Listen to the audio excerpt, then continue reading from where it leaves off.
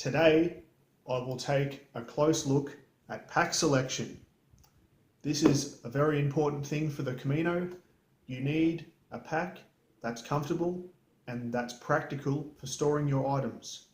So sit back and enjoy.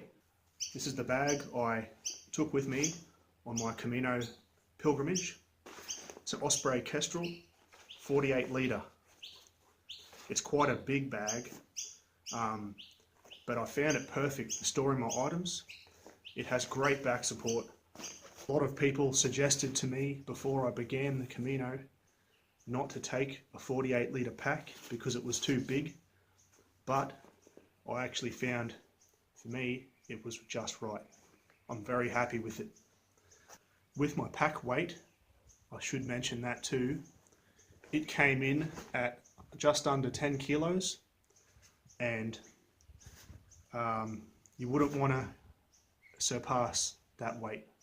You wouldn't want to exceed it, because your muscles in your back, in your shoulders and in your knees, they carry this load, and there is no need, in my opinion, to take more equipment than 10 kilos. As a general rule, you shouldn't take more than 10% of your body weight. So that 10 kilo amount actually broke that rule, but it was still within a reasonable amount. I weigh 92 kilos, so it's pretty close. The other good thing about the Osprey is you've got all these straps. There's heaps of them. There's straps all over this bag, and when you've packed it, you can constrict all the slack on these little straps, and it makes the bag compact and ergonomically it's very good to wear when it's like that. There's all these webbing, if you can see that, all these little like webbing compartments. There's three really important ones, that one and the two side ones. They are really good. And you've got around your waist, you've got smaller ones here too, and I'll show you later in another segment how I use them. Very good. This gives you, if you can see that, that's the back. See that? And then here you can actually access your bag through the side, which is pretty cool. On the other side, it's the compartment. Again, a good location for storing frequently used items. You want to keep the things that you use often on the outside of your bag, not in this main chamber. That stuff is where you want your clothing.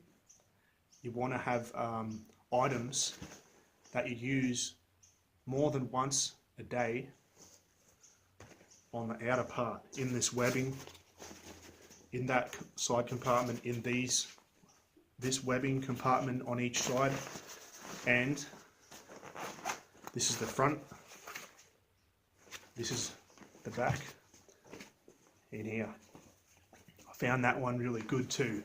When you stop at a cafe, you put your bag down so it's standing up, unzip that top zip, and you just pull out this little Camino passport with the holder on it, and you slide in there.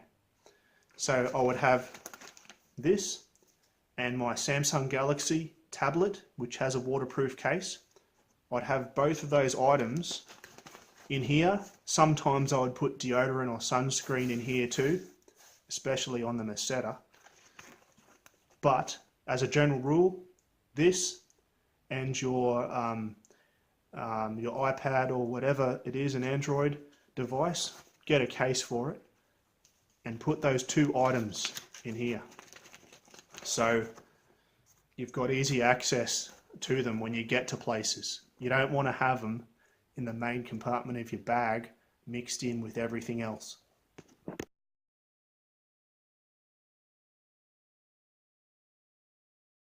The other item which you need regular access to is your guidebook, and I've actually got a small photo album there, a miniature one, and I kept that in a little clear waterproof pouch like this, which has a Velcro closing system. It locks out the water, this stuff can't get wet, and it stays on the outside of your bag for easy access. If I can show you, there's like a webbing on the outside too, on the side.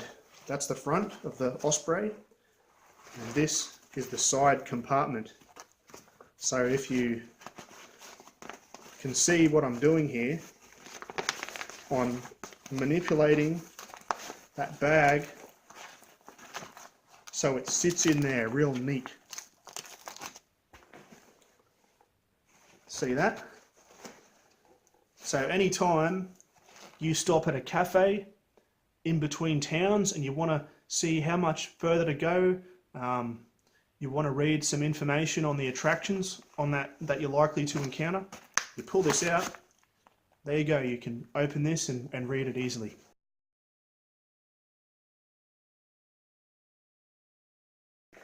The other item which is similar is a large pouch, a large size of the same thing, but inside this pouch has the documents from Saint-Jean-Pied-de-Port office.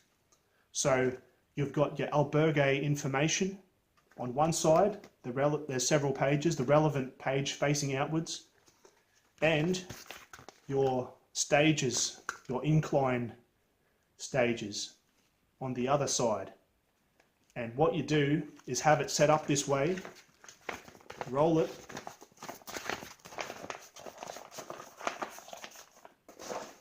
and the same principle, but on the other side of the bag. There you go. When you stop, you got it. It's a frequently used item. It makes things, makes your walk so much more pleasant when you know, okay, 5 kilometers to the next town, I've got to walk uphill a little bit.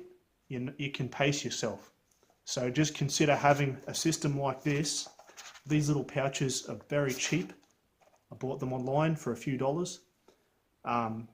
They prevent your important documents from getting wet, but they also give you the chance to access them easily.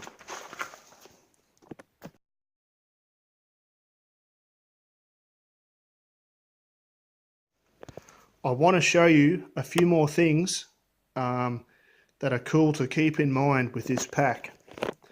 Your Crocs, they've got the Velcro on them. So you strap them to the outer parts of the bag without, so they're separate and you can get them off easily when you get to the albergue.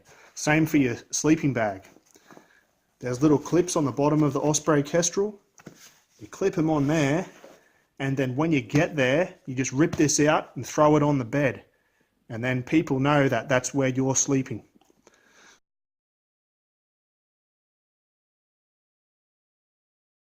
What this has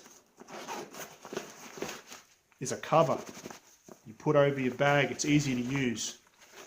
So if you encounter some wet weather, your pack is reasonably dry, and you can wear a raincoat on your body. You do not need ponchos to cover your bag and your body if you get a good pack. And I found it actually pretty good to put on. If I had my Crocs and a sleeping bag down here, sometimes they move around a little bit. You just put that on, it doesn't increase your weight. So yeah, that was a cool little addition.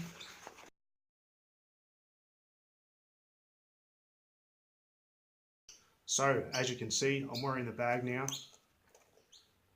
It's set up, and you've got these two straps, one here and one here. One that goes on the outer part of your waist, one on your chest, and that distributes the load of the bag evenly on your torso. So you get, the pain isn't concentrated in your muscles, which is very good. As you can see here, there's a magnet there. And this is obviously your drinking end.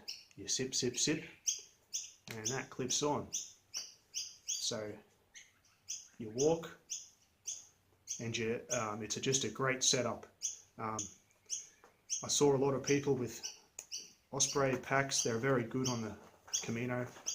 I would only ever consider buying Osprey or maybe Juta. That's another high quality bag. In there is where your bladder goes, and that's very important, because you've got you can fit a big bladder in there, in a big pack, and you've got good hydration. You've got the capability of sipping as you walk. Getting your pack right and getting the tension on the straps right. Always make sure it's balanced and it's not sagging down. Getting your pack selection right is an important thing to consider before you start your hike.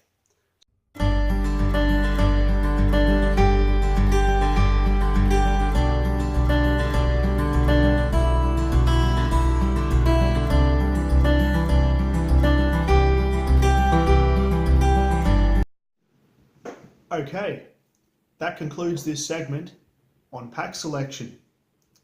In the next part, I take a look at choosing trekking poles. So I hope to see you then, and thanks for watching today. Buen camino.